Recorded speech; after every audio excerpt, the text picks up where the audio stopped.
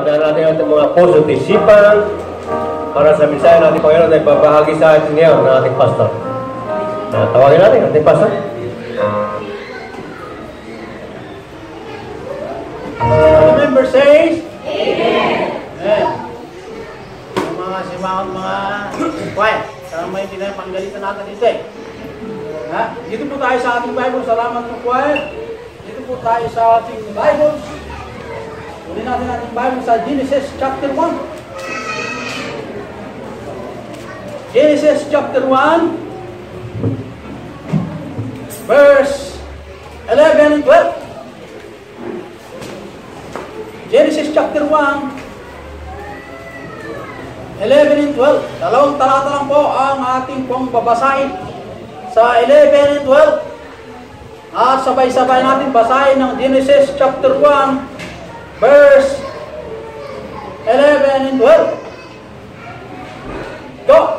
And God said, let the earth bring forth grass, the herb yielding seed, and the fruit tree yielding fruits after his kind, whose seed is in itself upon the earth. And it was so. Well, and the earth brought forth grass, and herb yielding seed after his kind, and the tree yielding fruits, whose seed was in itself after his kind. And God saw that it was good. Tayo po'y manalangin dakilang Diyos sa mga kapangyarihan at maunawain na Diyos. Salamat po sa iyong mga salita na aming nabasa. Salamat po sa choir, sa special number.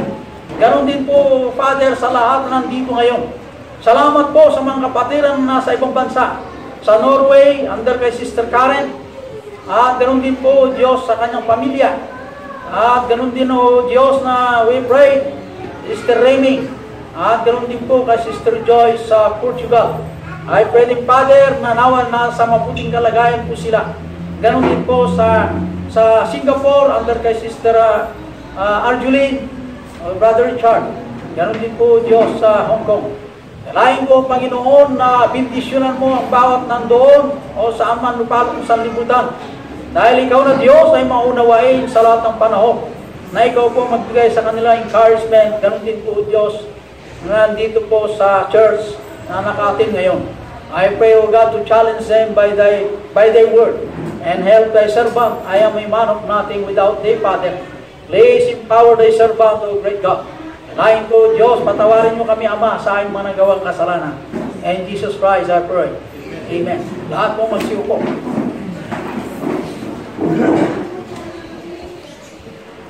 Dito po sa ating talatang na ating nabasa, sa 11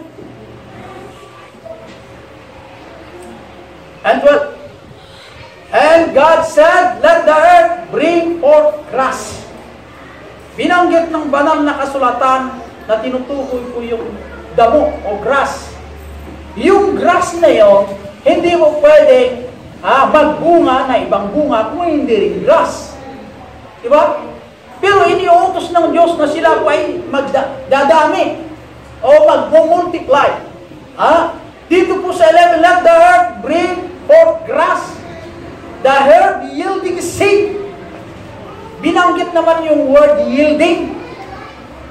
Kung sa tao sana, nagpasakop o sumunog. Ganyan.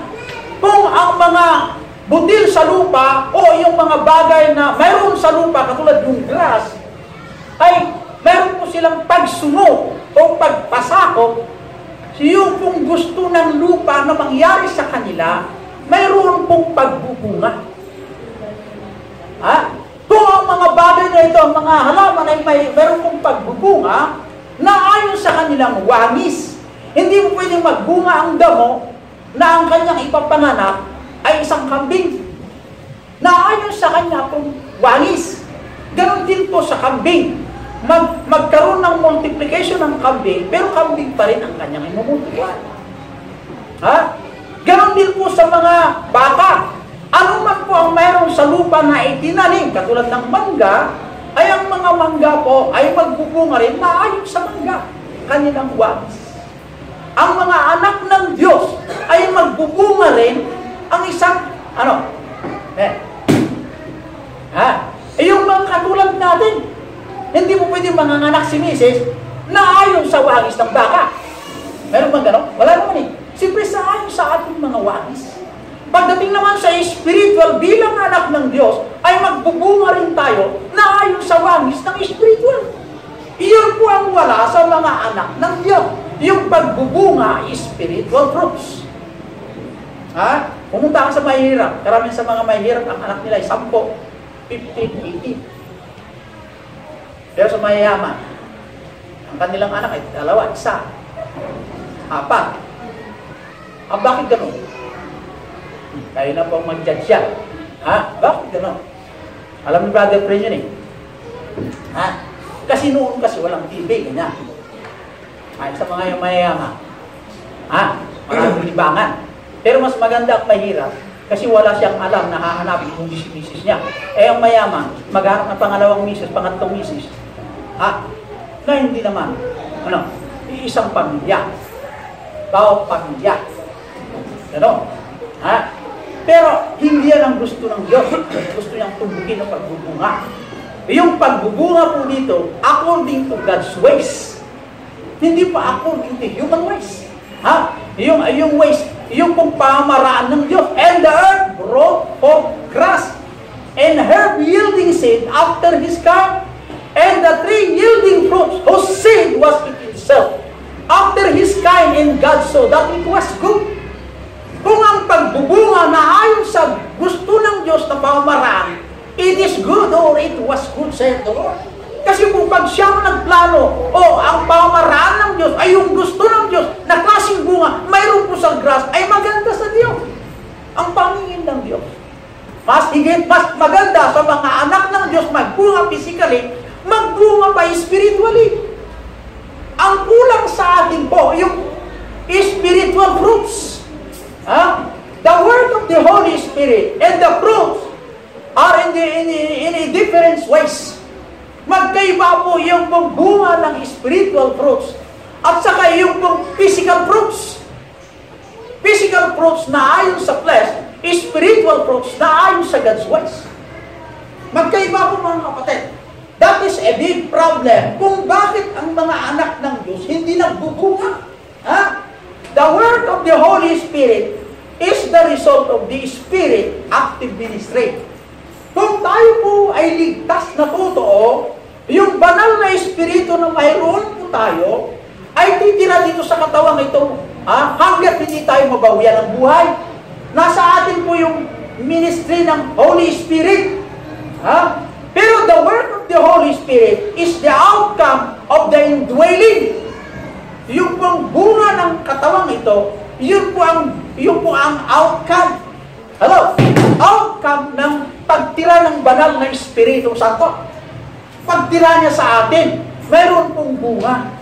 May bunga rin ng flesh na ayon sa ways ng flesh, yun ang ayaw ng Diyos. Magbunga man ng flesh na ito na ayon sa spiritual indwelling na katira ang banal na Espiritu Santo, yun po ang gusto ng Diyos sa atin. Hindi natin naintindihan. The result of the Holy Spirit operating in the new life, it is the fruits of the Holy Spirit. Noong tinanggap po si Jesus Christ, hindi inawat po ni Jesus Christ na hindi kilalang tagapagligtas at Panginoon. Di ba naalala sa amin yun dyan? I will pray to the Father that the Comforter, the Holy Spirit, umay ka na tayo. Ang gaputan ti anak, Diyos, ang dapay lang dito, hampay lang umay the Holy Spirit. Iti pimbanaw ni Jesus Christ, adda ka na tayo the Holy Spirit. Hindi tinanggap po si Jesus Christ na kinikilalang tagapagligtas, Panginoon. Nasa atin po yung Holy Spirit. Di Holy Spirit na mayroon po tayo. Nung tumira sa katawang ito at isinuko mo naman ang katawang ito sa operation sa pagtatrabaho ng Holy Spirit, yun po ay magbubunga spiritually. Kung bakit hindi tayo magbubunga, dahil hindi natin sinusunod yung trabaho ng Holy Spirit. Naintindihan po tayo? Ayun po, yung pong bunga ng Holy Spirit at saka yung bunga ng flesh, hindi po magkatugma. Lagi nagkikahiwalay. Bakit? Ano ba ang gusto ng Holy Spirit? Basahin po yung sa Bible natin. Ang sabi po ng 1 John 4:16. Tingnan nyo. This is a divine love which attribute of the indwelling God. Kaya ang bunga ng Holy Spirit ay love. Yung pagmamahal. Pagmamahal. Tingnan nyo. Yung pagmamahal, mayroon po tayo. Katulad, niligaw mo si Maria. Maria, mahal kita. Physical love yun. Iba naman yung physical love, iba rin po yung pagmamahal mo sa Diyos, iba rin po yung pagmamahal mo sa magulang, iba rin po yung pagmamahal mo sa sister. May kanya-kanyang klaseng pagmamahal. Iba rin po yung pagmamahal mo sa enemy, kaaway. Pero pagmamahal lang yan. Huwag natin gamitin yung mga lingway, Hebrews, naayon po sa Griego. Yan ang shortcut natin para maawatan. Okay? Ngayon, yung pagmamahal na ito po ay heavenly care o heavenly love. Pagmamahal po ng Diyos sa atin. Ano pa? Yung joy na mayroon po tayo, na ayon sa Philippians 4:4, ay pagmamahal ng Holy Spirit. Pag nasa atin po ang Holy Spirit, yung trabaho niya at ang kanyang ibubunga ay ang pagmamahal. Anong example ng pagmamahal? Pagmamahal sa nawala sa liwanag. Ano yung wala sa liwanag? Yung mga unsaved people. Mahal natin sila. Gusto natin dalhin sa liwanag. Yun ang spiritual love. Pangalawa, magkaroon tayo ng joy. Heavenly joy. May pera o wala, may problema o wala. Mayroon tayo laging joy. Spiritual love. Okay? Ano pa? Yung pong kilos o bunga ng Holy Spirit na mayroon po tayo. There is peace. Mayroon pong kapayapaan. God, a peace that God satisfied the soul completely, na ayon sa Colossians 3:15. Tingnan niyo po, yung peace, kapayapaan po, ibinibigay ng Diyos sa atin. Pagpasalamat ka tayo, binibigyan tayo ng peace. Anuin mo naman kung marami kang pera, marami kang ari-arian, kung laging away sa tahanan. Mas maganda naman yung mayroon kang ari-arian, may pera ka, pero there is peace, joy. Pero yan ang karamihan, wala ang peace. Pag mayroon kong pera. Kung bakit hindi nagbibigay ng Diyos ang pera sa kanyang mga anak, kasi hindi tayo pwedeng pagkatiwalaan yung kayamanan ng Diyos. Okay? Kaya peace, long suffering, ibig sabihin long suffering, mayroon tayong patient. Ito po yung indwelling fruits of the Holy Spirit. Mayroon ka bang peace? Mayroon ka bang love? Mayroon kang joy? Mayroon kang itong sinito, long suffering or patient. Ito po yung bunga ng Holy Spirit. Ay, tanda natin ang kapatid ha. Ano pa yan? Ang dami. Goodness, gentleness, meekness, temperance. Ito po yung mga bunga ng banal na espiritu. Sakto. Ito ba mayroon tayo? Yan. Kung tingin ka lang kaaway ganyan mo na agad. Makikita ka mukha ko, tatagayin kita, ganyan. Wala na po yung spiritual love. Magsasalita ka, ayaw pong laman. Nawala po yung spiritual love. Okay? Si Jesus Christ nga tinusok sa tagiliran. Dapat sana ay magaling. Nanatili pa rin sa kanya yung spiritual love. Yeah. The title of the message, The Mighty Fruits. The Mighty Fruits. Pag-usapan natin po, ang mighty fruits was the Bible says sa Genesis chapter 1, 11 and 12. Na ayon sa unang puntos, sa John 12:24. John 12:24. Ano po nakalagay sa John 12:24? Okay, John 12:24. Ang unang kapuntos. Fruit is an evidence of death. Ano ba yung nakalagay po sa John 12? Open with me your Bible sa John 12:24. John 12:24. Anong nakalagay po doon sa 24? Verily, verily, I say unto you, except a corn of wheat fall into the ground and die, it abideth alone. But if it die, it bringeth forth much fruits. Okay? Ang unang puntos, fruits. Fruit is an evidence of death. Tingnan nyo mabuti. Si Jesus Christ, isang bunga, kung hindi namatay si Kristo, walang kaligtasan. Maliwanag ko yan.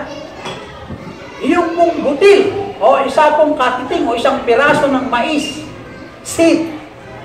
Yung seed na yun, itanim mo sa lupa. Mamatay muna yung seed na yun, at tutubo ng panibago.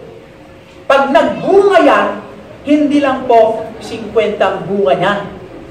Kaya, una munang mamatay yung butil at magbubunga.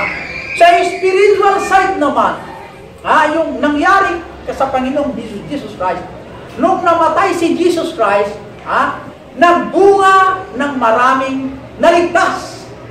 Dahil nabuhay na muli. Namatay physically, pero nabuhay. Yung pagkabuhay niya, nagkaroon po ng kaligtasan sa mga tao. Kung patay si Jesus Christ, hanggang ngayon na natili, ay ang ating pananampalataya ay wala na pong kabuluhan. Kaya magpasalamat tayo sa Diyos. Nabuhay na muli ang Panginoon. If we are not dead, we will merely bring forth the works of the flesh. Alam mo po, pag hindi po tayo mamatay physically, hindi tayo po magbubunga spiritually. Anong ibig kong sabihin, Pastor? The Bible says, makinig po, ladies and gentlemen, kung susundin niyo po yung bunga ng flesh, kasi magbubunga rin pala ng flesh ang bunga ng flesh, na ayon sa banal na kasulatan, yung pong sa verse 19, sa verse 19, ang bunga na una na ibibigay ng flesh ay yung pong adultery. Adultery. Yun pong karamihan, nagkakasala ang mga women at saka itong mga gentlemen. Adultery, concubinage. Meron ng asawa, gusto pang tumingin ng ba. Bakit? Lumalakad na ayon sa gusto ng laman. Kung yan po ang gusto natin bilang mananampalataya, magkaroon tayo ng problema. Bakit? Una sa lahat, wala yung presensya ng Diyos sa mga bagay sa adulterousness. Mga anak ng Diyos, dapat tayo po ay huwag natin bigyan halaga o importansya ang adultery. Ito po ay kilos ng laman. Yung fornication, uncleanness, yung karumihan, yung mga uncleanness, yung itong tinutukoy na sa Ilocano ay direct tilasak. Huwag natin bigyan ng pansin yung pagmamahal ng laman. Dahil ito po ang ibubunga. Kung ito po ang ibubunga ng laman, paano mo ngayon matutuwa ang Diyos sa buhay natin? Samantalang ang buhay natin sa lupa ay pansamantala lamang tayo. Hindi tayo magtatagal sa lupa. Umahabol tayo sa hininga. Habang may buhay, gumagawa tayo ng paraan o gumagawa tayo yung kalooban ng Diyos sa atin. Oras na kunin ng Diyos ang ating buhay, nagawa natin ang ating tungkulin kahit maiksing panahon. Tanong, yung mga adultery, fornication, uncleanness, sa verse 20, idolatry. Maraming sumasamba pa rin sa idolatry, mga kapatid. Dali mga idolatry. Hindi lang yung idolatry, sumasamba ka sa libunto. Hindi lang yun. May mga idolatry na ang gustong-gusto mo, kumita ng pera. Bakit? Katulad din yan Gustong-gusto mo yung idol. Inaayawan ng Diyos yung idol. Kaya nga si Jesus Christ, kung hahanapin mo ang Bible kung si Jesus Christ, diba, katulad ng Piolo, na ina-idol ng mga kabataan ngayon, si Jesus Christ ay hindi po magandang lalaki. Nasa katamtaman, normal na Hudyo ang kanyang mukha. Hindi kapansin-pansin ang kanyang mukha. Pag nandito si Piolo sa San Mateo, pansin ka agad ng maraming tao dahil magandang lalaki si Piolo. Pero si Jesus Christ, the Son of God, ay hindi kapansin-pansin ang kanyang mukha. Ayaw kasi ni God the Father dahil inyong araw na maging idolatrous po tayo, yung mukha ng Panginoon. Ayaw ng Diyos dyan. Kahit si Moses. Kaya bilang mga anak ng Diyos, wala sana sa atin po yung mga itong mga idolatry na ugali. Meron pa naman Kristiyano ng mga idol.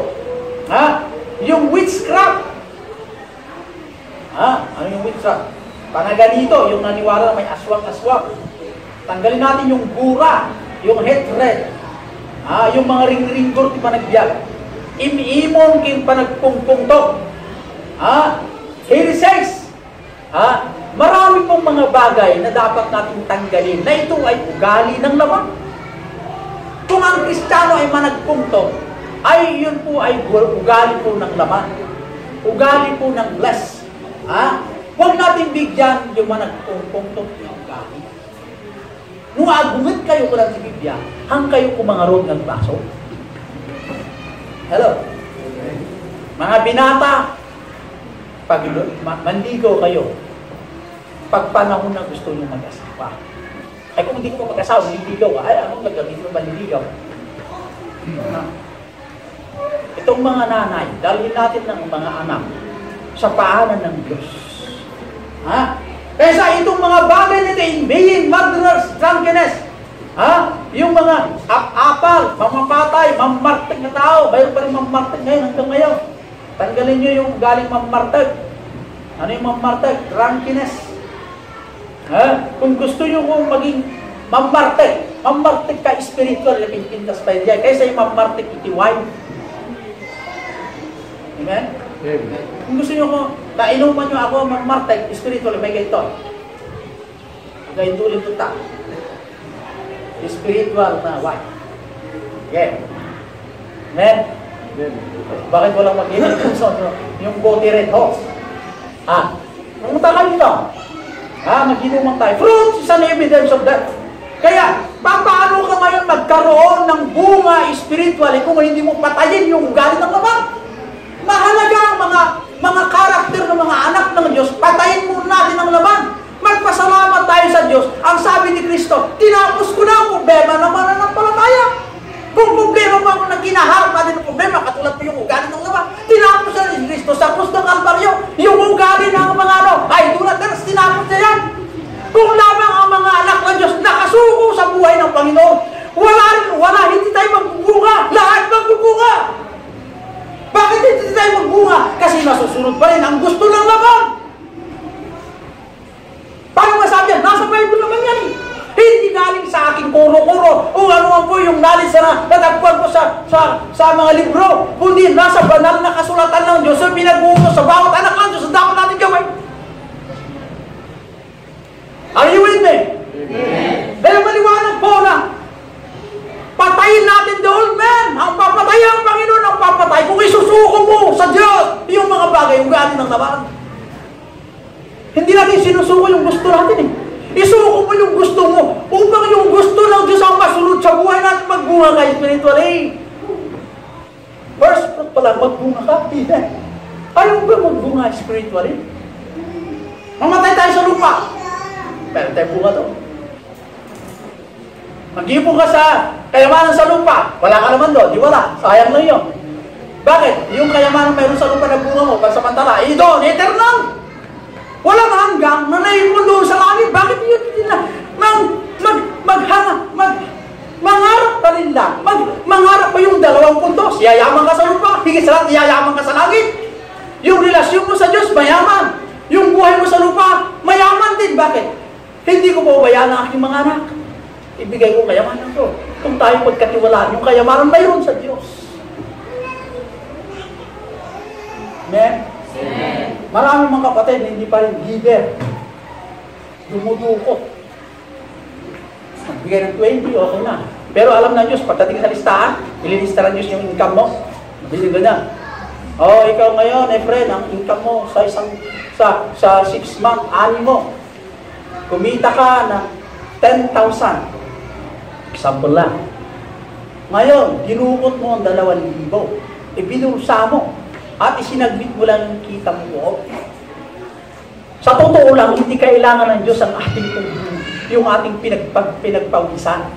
Kung bakit mayroon tayong partihan sa Diyos, kasi siya ang kapartner natin sa buhay natin. Siya ang ating partner, siya ang provider sa lahat. Hindi ba ang Diyos din yan? Kung bakit binibigyan tayo ng pagkakataon na mayroon tayong mga bagay mayroon sa lupa? Because God wants us to be blessed. Isa lang ang layunin ng Diyos. God wants us to be blessed. Remember this, kahit lang niya ako Diyos sa mabindisyon ang tibiyag tayo. Di lang mo tiyakarin ng Diyos eh. Para makipartik po tayo sa kayamanan mayroon siya sa langit. Ha? Tingnan niyo po. Kaya, mananampalataya ay challenge yun. Hanggat hindi natin patayin po yung will of the flesh, we never have yung pong spiritual fruits. Bakit? Hindi natin kailangan maintindihan ang spiritual fruits kung gumagana pa rin ang physical fruits. Physical fruits. Naniwala ba?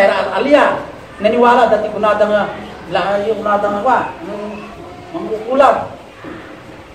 Anak ka nga ng Diyos, nasa iyong tatlong power. God the Father, God the Son, and the Holy Ghost.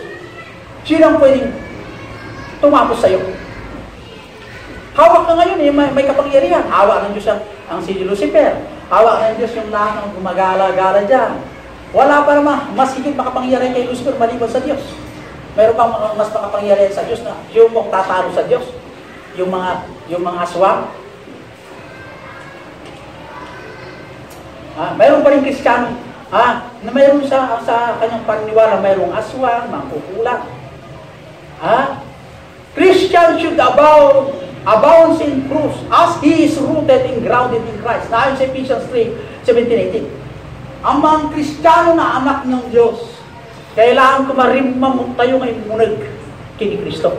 Oras ang mananampalataya hindi nagramot. Kaano man hindi ka agbunga spiritually. Kailangan hindi mo maintindihan ang ibig sabihin ng first fruits.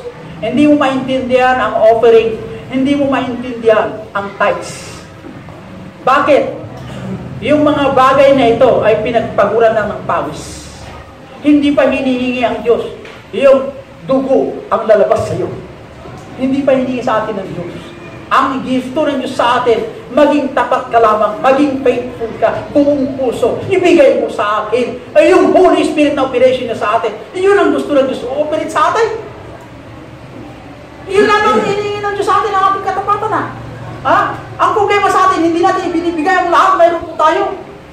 Ano yung mayroon sa atin? Ang buhay mo, hindi mo ibinibigay. Ano ba yung gusto mo sa buhay mo? Yung operation, ang gusto ng Diyos sa buhay mo, hindi mo sinusunod. Ano ba yung gusto ng Panginoon? Na ikaw ay lumakad sa gustuhan ng Diyos. Na ikaw ay sumamba sa Diyos. Ikaw ay magpupuri sa Diyos. Ikaw ay manalangin sa Diyos. Ikaw po ay magbasa ng kanyang salita. Kailanman, bakit ilang beses binasa mo ang Bible naman sa isang linggo? Mas mahalaga ang bilyaw. Pintuan sa mga barkada. Para naman ang Panginoon, hindi mo kinakausap. Hindi ka nanalangin. Yun ba ang mga anak ng Diyos? Oo, pag ikaw ay nanalangin, pagbasa ka naman ng Bible, ano pa? Kausapin mo yung mga ibang tao na hindi pa tumanggap kay Kristo. Kasi tinanggap mo si Kristo eh. Ang nakakaya yan, anak ka ng Panginoon, inom mo pa ng ganyan. Big deal mo yung brother friend.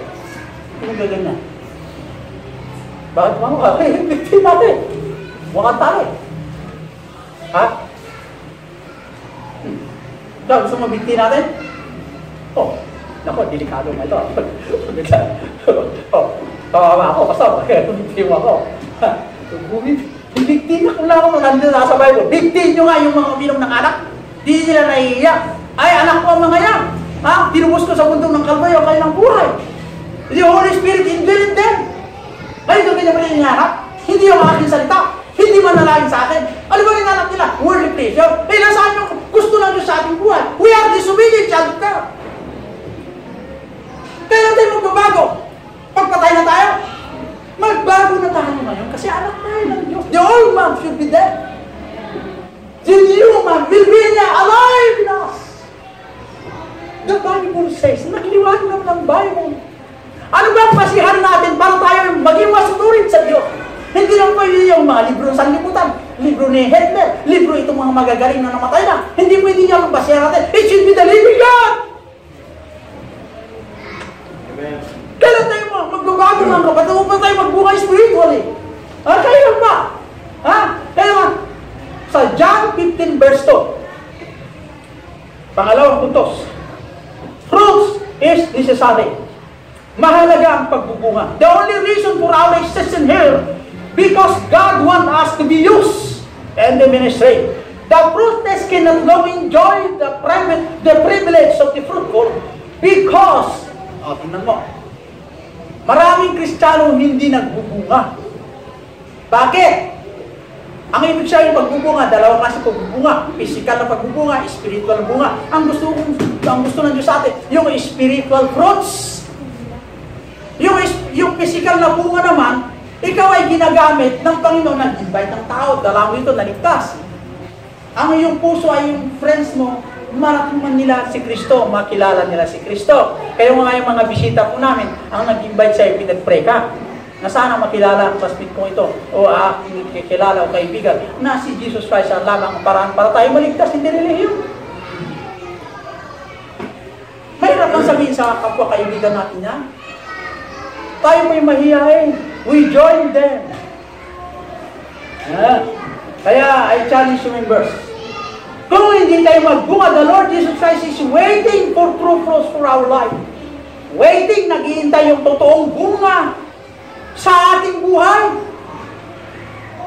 Kaya nga, yung nagtatays po tayo, nagbibigay tayo ng offering. This smelling savour. Ipanagamot niya ako, Diyos ka, nagigitid tayo heartily, masarap sa kanyang pagkakas. Ang problema sa atin, nagbigay ka against your will of God. Nabangsit na niya, nanakot siya. Nagapo na din niyang nabangsit. Papa, nagapo kini Sister Lady. Papa. Sample lang, sample Sister Lady. Kaya pag tayo po nagbigay, heartily, bago mo ibinigay, nag-pray ka muna go, bago mo ibinigay. Sana Panginoon, ang aking bibigay, I am not worthy to give. Pero binigyan ko ang pagkakataon. Palawakin mo ang aking pananampalataya. Patatagin mo, Panginoon. Upang maintindihan kita sa mga alitong tuloy ay status na ayon sa banal na kasulatan. Ay maintindihan ko. Dahil na panalangin natin kung hindi natin maintindihan ang ibig sabihin ng tithes, first fruits. Saka yung ating offering. Kasi po, na ganito po tayo, wala nang panahon tutulong sa mission. Wala na pong panahon tutulong sa ministry. Paano pa? Wala nang panahon higit sa lahat kumilos ang Holy Spirit. Pag ang Holy Spirit kumilos sa bawat pananampalataya, magbibigay na. Kasi naiintindihan.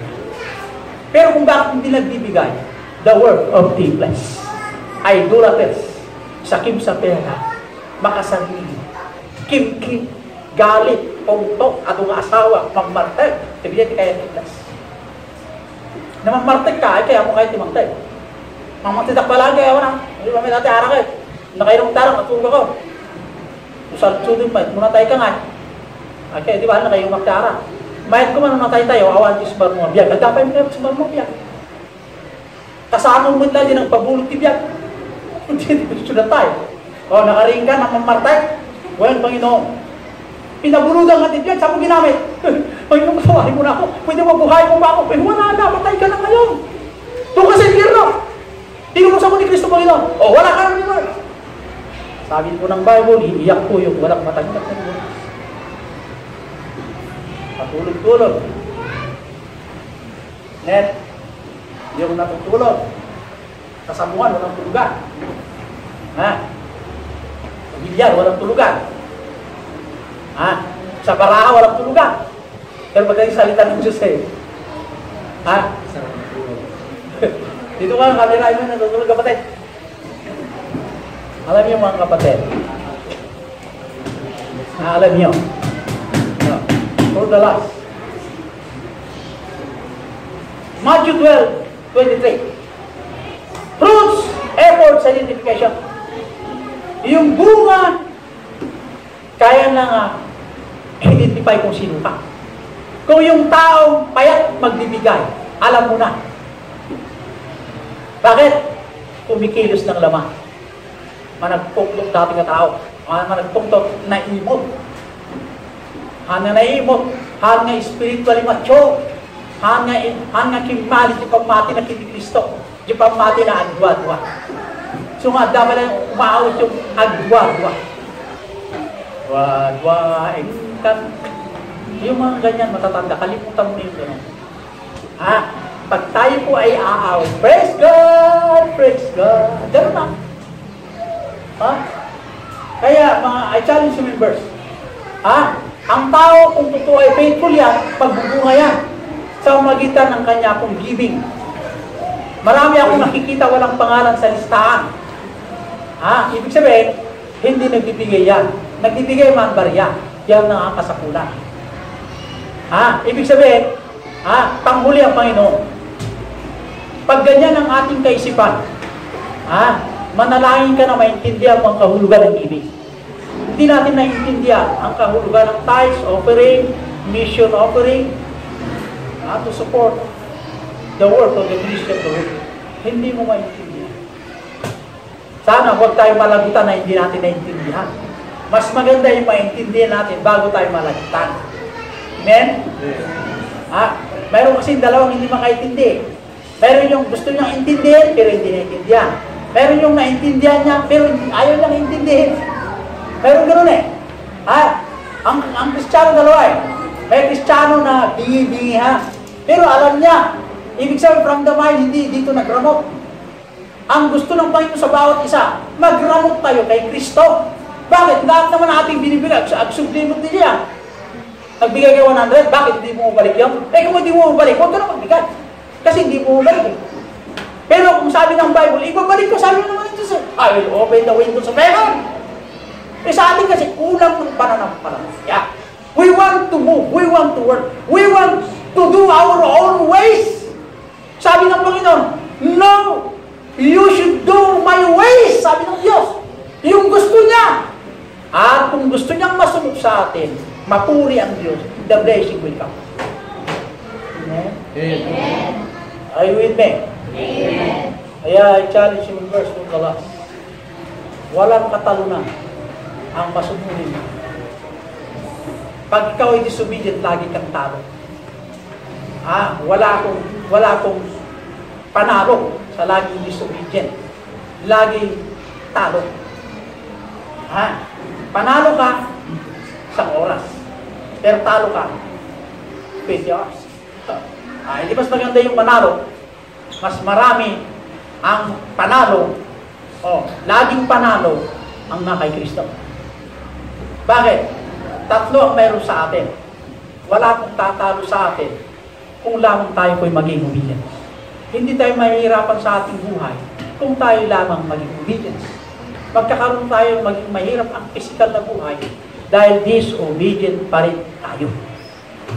Magnanakaw sa oras, magnanakaw sa pera, magnanakaw sa panalangin. Bis na manalangin ka, hindi na. Punta ka sa madyong, punta ka sa bilyar, punta ka sa basketball, bis na manalangin ka. Kaya lahat magnanakaw tayo, hindi lang sa oras. Pero ang Panginoon nagbibigay pa rin sa atin ng a chance to go back to the old ways of God. To be what? To be together. To pray. Kaya meron tayong prayer meeting Wednesday night.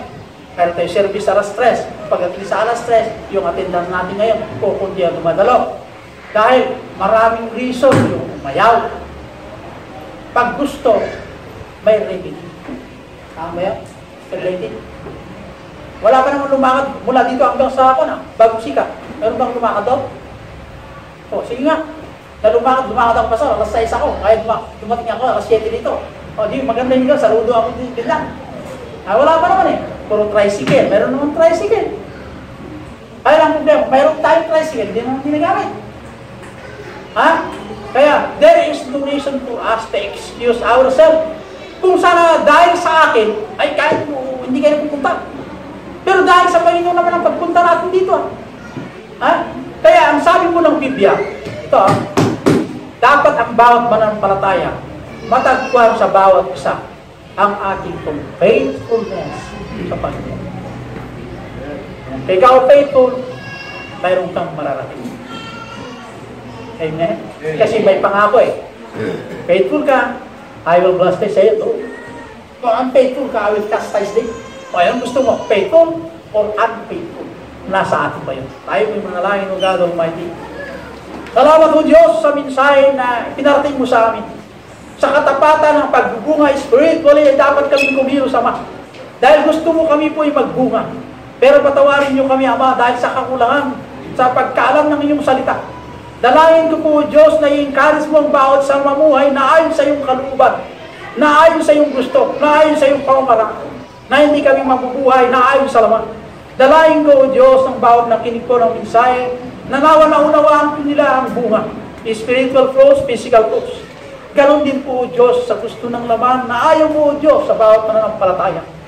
Dalangin ko, Ama, na hamunin mo ang bawat mananampalataya, na ang bawat dalangin po namin, Ama, na kami po'y humihingi ng kaawaan mo sa amin, na sagutin mo ang aming dalangin na ayon sa iyong pong kaawaan. Na hamunin mo ang bawat mananampalataya to come to the altar at magkaisa manalangin sa bawat puso ng bawat sa hindi ko alam, Panginoon, ang kanilang puso. Ang bawat nandito ngayon, kung ano po ang kanilang dalangin sa inyo. I challenge them, Father, I challenge you members to come forward in the name of Jesus Christ. Dalangin ko na kumarito kayo sa altar, mga men upstairs, mga women's downstairs. Magkaisa po tayo sa panalangin, hindi lang po magbuklod sa panalangin.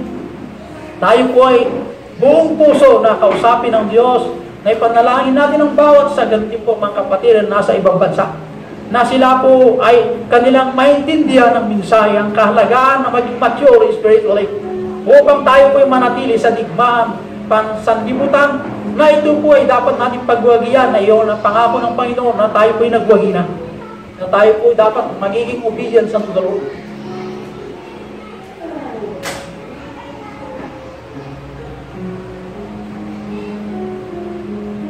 I challenge the members, welcome forward. Mga bisita po namin, kung hindi ba tinanggap si Jesus Christ, why not raise that hand? Taas mo ang kamay, Pastor, hindi ko ba alam kung sigurado ako sa langit o hindi. Meron ba sa bisita po namin, taas mo ang kamay mo kung hindi ka sigurado sa langit. Pastor, hindi pa ako sigurado sa langit pag ako'y namatay. 100% hindi pa sigurado sa langit. Pati taas ang kamay kung meron pang bisita, hindi naintindihan, kaligtasan. Bisita po namin, mahal ka namin sa Panginoon. Are you sure in heaven? Sigurado ka ba sa langit pag tayo namatay? 100%. Pag sigurado ka na, huwag mo itaas ang kamay mo. Pero pag hindi mo sigurado, pakitaas. Bisita? Wala sigurado.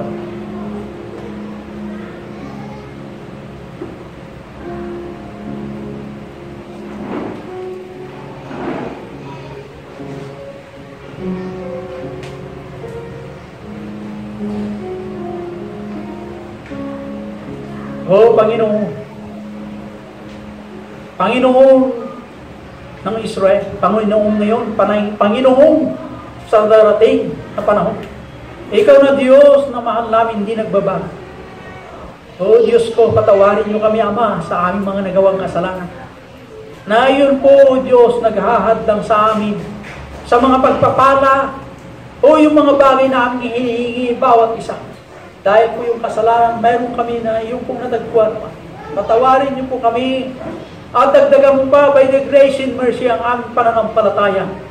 Na manatili, O Diyos, magiging mainit at magiging tapat sa larangan ng paglilingkod sa lahat ng panahon sa aming hiniram na buhay sa inyo. Dahil ang buhay po namin ay pansamantala sa lupa. O Diyos ko na maunawain. Dalangin ko, O Diyos, ang panalangin ng mananampalataya na sagutin, O Diyos, according to thy grace and mercy, ang kanilang panalangin. Dalangin ko, O Panginoon, na bendisyonan mo ang bawat mananampalataya nandito ngayon sa altar. Ganon din po, Panginoon, sa wala sa altar, I pray din, Father, anong reason kung bakit hindi sila pumunta sa altar. I pray din mo, God, to answer their prayers according to thy grace. Dalangin ko, bless mo ang gawain, Panginoon, ng Gethsemane Christian Baptist Church ng San Mateo. Na ang lupang ito ay pagkaloob mo sa bawat mananampalataya na ito po ay yung pong templo. Ganon din po, Diyos, mayroon kaming bisita, nawa na unawaan niya po ang kahalagaan ng kaligtasan na salalay kay Kristo lamang. Wala na pong ibang paraan upang makarating sa langit. Dalangin po, Diyos, sa paglabas ng bisitang ito na magkaroon sa kanyang kagalakan, na magpatuloy maglingkod, ikaw lagi makita sa buhay niya. Sa buhay ng mananampalataya nag-forward, bless them, Father. Ganon din po ang hindi nag-forward, ay pwedeng, Father, na i-bless mo sila. Sa bawat dumalo, ay huwag mo silang pabayaan, bawat pamilya po nila. sa bawat Sunday school nagturo, Diyos, I pray mo, God, to bless them also. Ganon din po ang mga bata. Dalahin ko, Diyos, nawa ang mga bata, lumago sila sa pananampalataya. Ganon din po, Diyos, sa pagdating po sa hapon, ay dalhin po, Diyos, sa mga layman's training. Ganon din po, mga Sunday school teacher, na maturuan sila sa pagtuturo sa mga bata. Ganon din po yung mula sa Santa Maria. I pray na dismiss mo kami may kagalakan. And bless us, Father, according to thy grace. Thank you po sa lahat. In Jesus Christ, I pray. Amen. Lahat po tayo magsibalik sa mga upahan. Awitin po natin yung thank you, Lord.